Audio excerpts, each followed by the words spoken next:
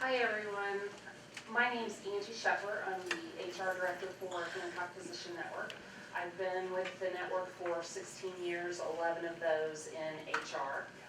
Love what I do every day, love working with people. For the next 20 to 30 minutes, Laura is going to go over the process that we will now have and implement for Hancock Regional and also Hancock Physician Network, and it is the peer interviewing process. The new process will help us become more aligned and picking the best candidate actually for the positions that we have open now. And I want to acknowledge and thank Laura for all of her time through this process. She basically put these PowerPoint and these slides together without any help whatsoever from me, even though she asked me extensively to be involved in it. And once I looked at it, I said, I wouldn't change a thing. It's perfect. So Hancock Physician Network will actually do the exact same process. And we promise that we are here to support you throughout the process. There will be additional training for everyone that will be part of the peer interviewing process. And Chris Stunda, that I have not gotten to meet yet, but welcome. He is going to be involved with helping to train everyone that will be part of the peer interviewing process. So there's more to come on that. And as always, we're always here to help if you need additional handholding throughout the process or have questions at any time. Jenny Wagner, obviously, it's always everybody knows how to get hold of Jenny and Pam, I'm sure. So 8675309. yes. So Laura. Thank you. I'm Laura Nichols, and I'm glad to be here today. I'm the Director of HR at Hancock Regional. I've been with the organization for 17 years, 5 months, 3 days, and 6 hours, but who's counting? And I have a lot of gray hair because of it, but I get it colored frequently, so there you go. No, our point is to take all of what we've learned today and put it into a process for us. And I mean, I'm not going to lie to you, it's going to look a little bit cumbersome, but that we're hoping that the outcomes will be there at the end, and the outcome ultimately is less turnover, and particularly new hire turnover. Over the years, I've done the statistics on our turnover, and I don't know about HPN, but for the hospital, if a person made it through their first year with us, and that was a big if, because we've had very high first-year turnover in the past. If they made it through their first year, they would stay an average of about 5 to 6 years, on average. So it's quite an important investment we're putting into that first year to try to get that less turnover during the first year. Anyway, you have a packet on your table that has the flow chart on it, and we did this deliberately. This whole packet is your interviewing packet, so you can put it in your desk and pull it out whenever you're going to interview, and you'll know exactly what to do. So let's start with, I'm going to work through this by showing you the forms that are attached to it. So if you go to page 2, and you look at it from page 2 to 7 are the behavioral questions. Now what I did on this was I took the litany of behavioral questions that, there's no slide for that. Yeah, that's okay. Just stay right there. Okay. We took the litany of behavioral questions that Studer had presented, and then dropped them into the 6 main headings of Patients First. And so as a way to try to give you an idea of how to pick those competencies that you're looking for whatever position you're recruiting for. So just pretend on the first page, attitude and demeanor. Well, there's 3 different sections depending on do you want a question about coping skills? Do you want a question about diligence? And just trying to help you hone down into what you're looking for. So the questions that you pick out of this document are what will go into your interview matrix under competencies as a way to kind of keep track of what you're looking for. You know, oh, I really do need somebody with coping skills. Let me pick question 3, and then you can just fill that into that matrix, and then you'll be interviewing according to whatever you felt was important for that position. Does that make sense? And again, just trying to tie it back to the whole Patients First, kind of the six main headings that we have under Patients First. So that's the first piece, is to decide what questions you are going to use. Now, the leader needs to decide what questions they're going to use by position, and you don't have to do this ahead of time. But before you, I don't mean ahead of time, it's like now for 6 months from now, I mean before your interview you need to do it. But the leader can decide what questions they're going to use, and it would be the exact same process for the peer interview team. And they need to decide what are they going to hone in on, and decide as a group which questions they're going to ask. And then and get those written down so that you're asking the same thing to every single person, hence the being able to score it like Mark said earlier. So that makes sense on how you would, both sets of people would use, the director and the peers would use these questions. So then if you turn to page 8,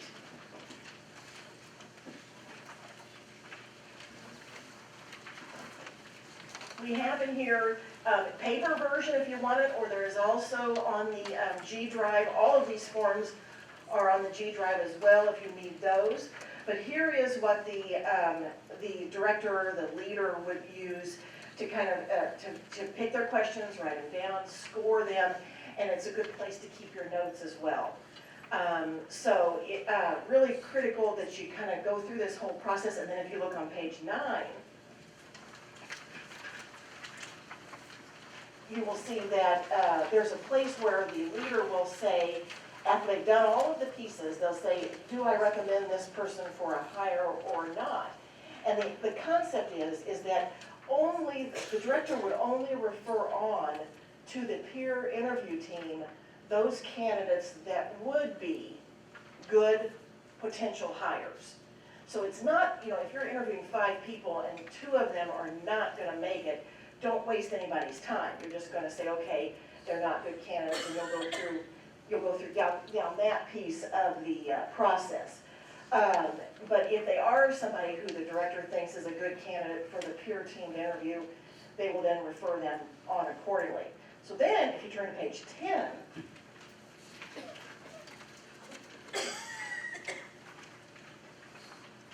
(10), 11, and 12 are the peer interview matrix forms. And the gist here is, if you look at the very last sentence on page 10, it is important to determine a minimum score that a candidate must earn based on answers in order to be hired. It's as if you're saying, what is my threshold going to be? So that's a good way to kind of pre-plan for that. But then go to page 11.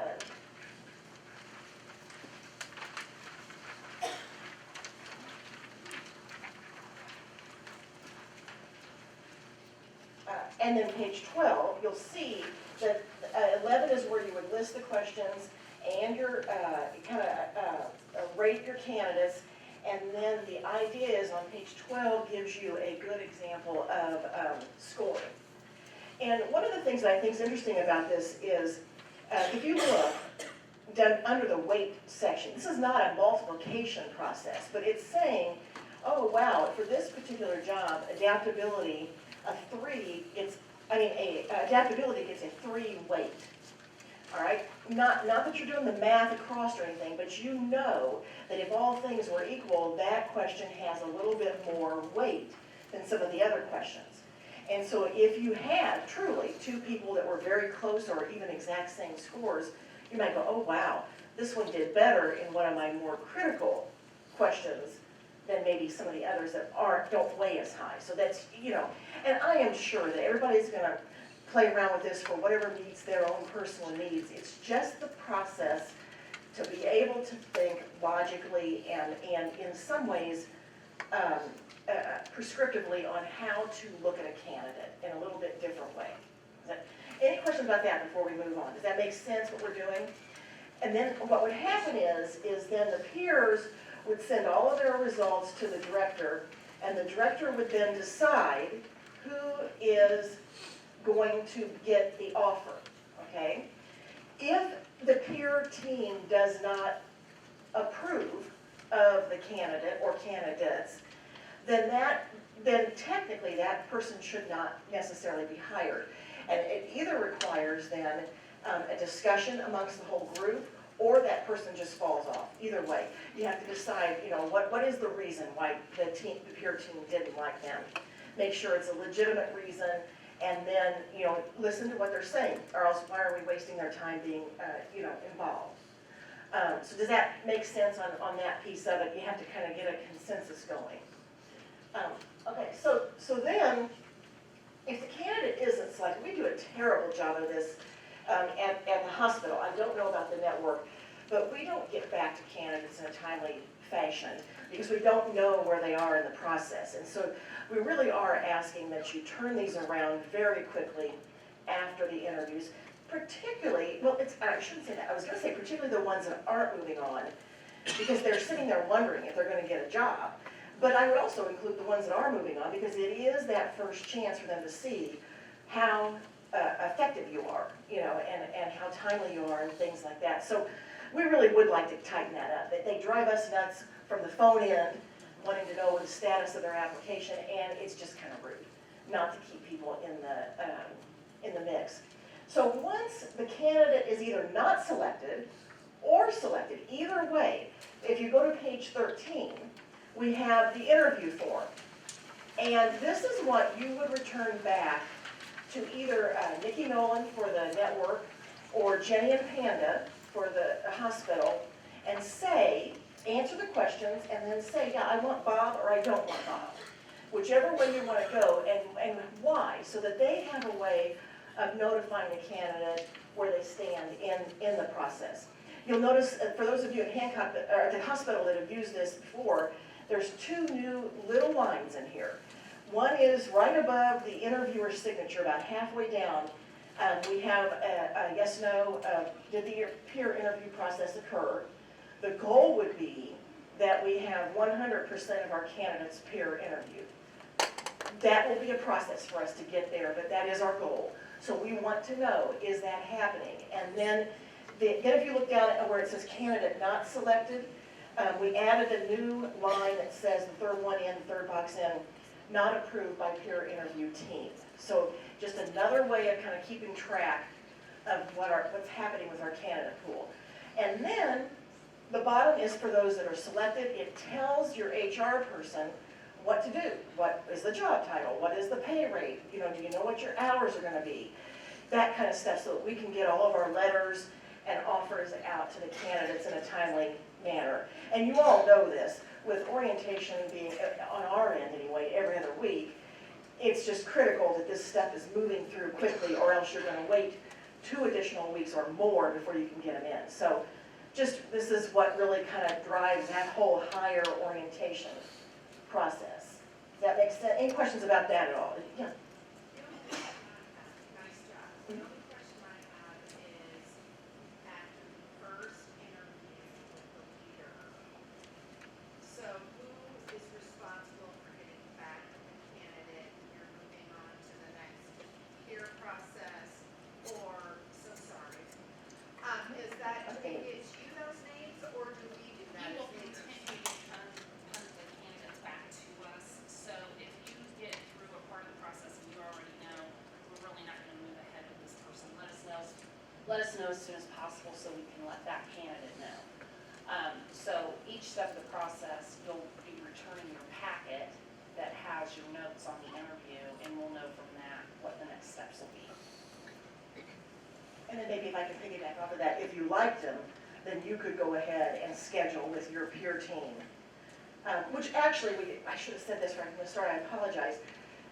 Part of this process will be you deciding who is on your peer team of interviews for your department and getting them through training through Chris, our new, which by the way, Chris Stunda, our new training and development coordinator, he will be doing all of the peer training so that then you'll know, this is a good candidate, I want them to meet with his peers, and you guys could just schedule that all yourselves if you want it.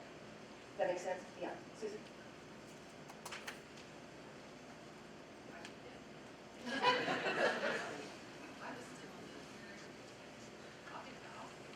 You know how to find us. Yeah. Yeah. Will we do the same process with internal candidates, or handle them a little different? Well, I think we do a very poor job with internal candidates as well. I think an internal candidate deserves an extra level of respect that you wouldn't give to an external candidate, possibly. And I think that it is whoever is doing the interviewing should be willing to say to that person's face why they weren't selected, so that they can then try to help find skills or whatever it is they might need.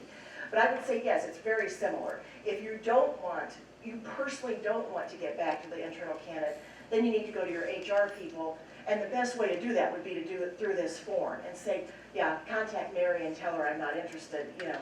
But ideally, you should be letting her know out of respect with that internal person, in my opinion. Oh, Susie, you're done. I'm done with you. No. You had your chance, girl.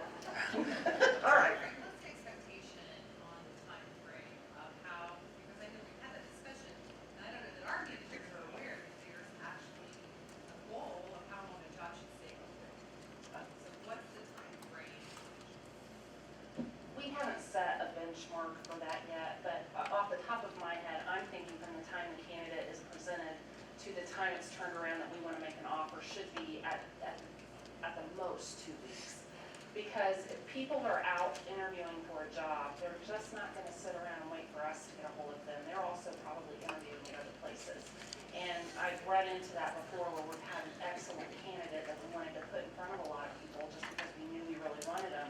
And then we ended up losing them to another company. So I think it's important that we stay on top of that and try to get that turned around in 2 weeks at the very least. Yeah, and I would say from the hospital side, it actually is one of our goals, one of our 90-day goals under a LEM goal of satisfaction is that we want positions filled in no more than 30 days. That's our goal, our target. Some are harder than others, as you all know, and others are a piece of cake to fill. So, but on average, we're looking at preferably no more than that. But yeah, Rob, did you have a question? During a peer interview, do you not have any type of management in that peer interview? It's strictly just peer level through? Well, we would hope that the peers that you've selected to do that peer interview process that have gone through the training, you should trust to just do that on your own. In a lot of ways, if the candidate doesn't realize what's happening, they may let down their guard a little bit and be more real with peers, and you want to know that. So I would say the director probably, or the manager should not be in that interview. And do you disagree? Yeah, no, that's Okay. sense. Yeah, yeah. So is that, okay? So then, this is not in your handouts, but I did want you to see that then what would happen is all the normal stuff happens once the candidate is selected. Offer is made, the background is checked, the occupational health is done, the orientation happens, and then we go up, and this is what Mark was referring to, that actually, Mark, one reason why you didn't get a lot of reactions because nobody knew about this piece of it yet. We did add, Derek did a great job of putting in the rounding software 2 new rounding documents.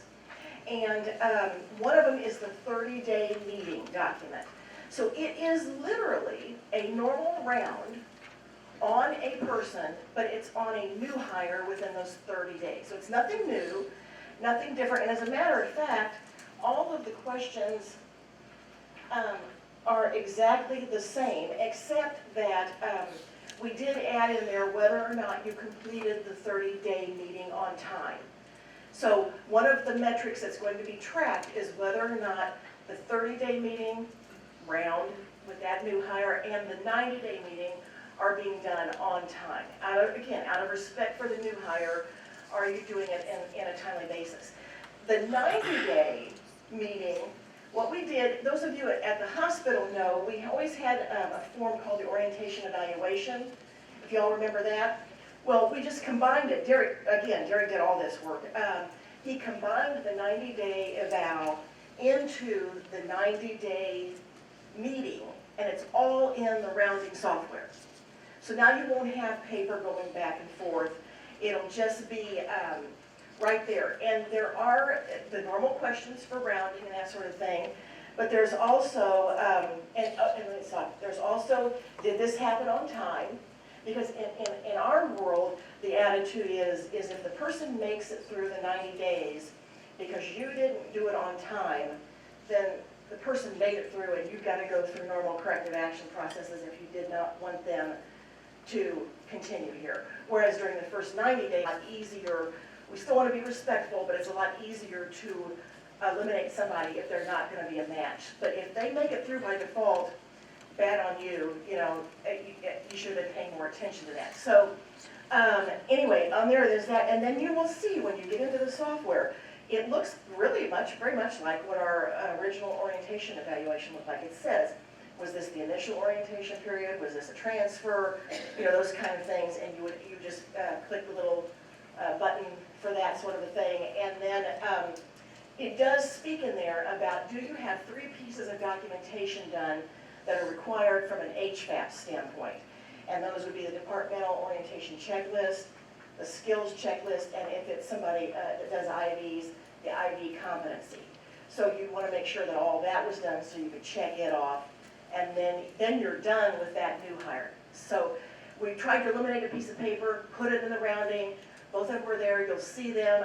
Derek, is it already on there, both of those, the 30 and 90? Okay.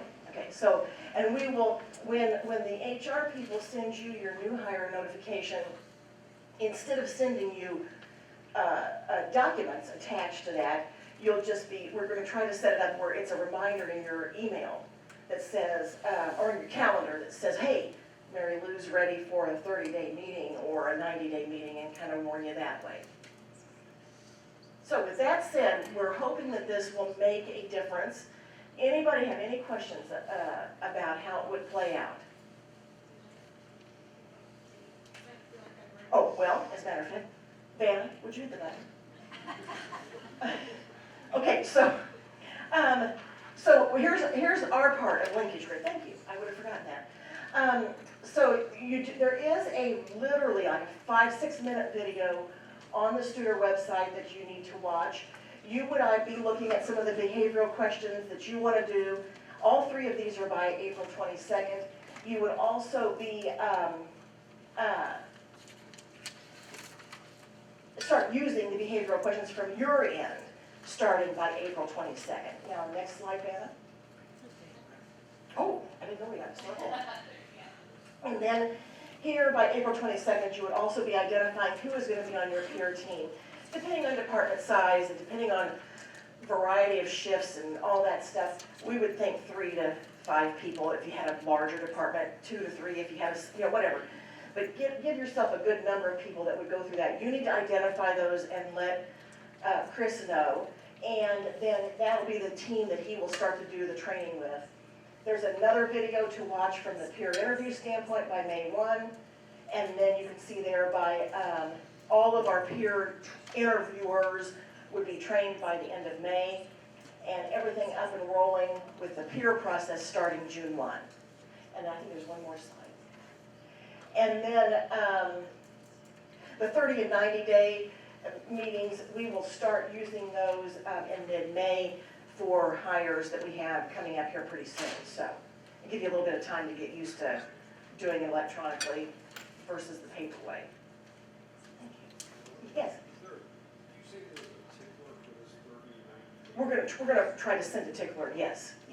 When they hire someone, instead of sending you the paper right now that you get an email and you lose, they're gonna put it on your calendar. I don't know how you guys will do this, but you'll put it on their calendar or something, okay, and then it'll just pop up for you to know. Yeah. My question was, Mark had brought it up when we were over here in our training session. He had said that before the interviewee comes in, that they would have kind of an expectation of what's going to be done. So would you be sending that out, say, you're going to meet with the director of this department, and then from that process, is that something that HR does now or would do for perspective? Why don't you tell us what you guys say to people before you send them off to the department? Okay. Well, I mean, typically the leaders will schedule their own own interviews. So when they call to schedule the interviews, and at that time, then they can give that information to them. So it's on us.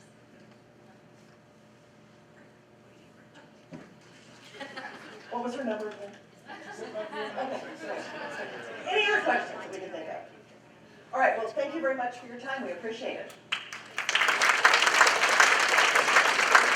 Thank you, Lauren and Angie. That was a good cap to the selecting talents. You had the what and the why in the morning from Mark noon, and then we've got the how now. So that process that we'll continue to work on as we continue to facilitate your all's ability to use it. So we are going to take our final break for the day. We will break until 2 o'clock, at which time we'll come back. We'll have about a little over an hour, and then we'll be done for the day.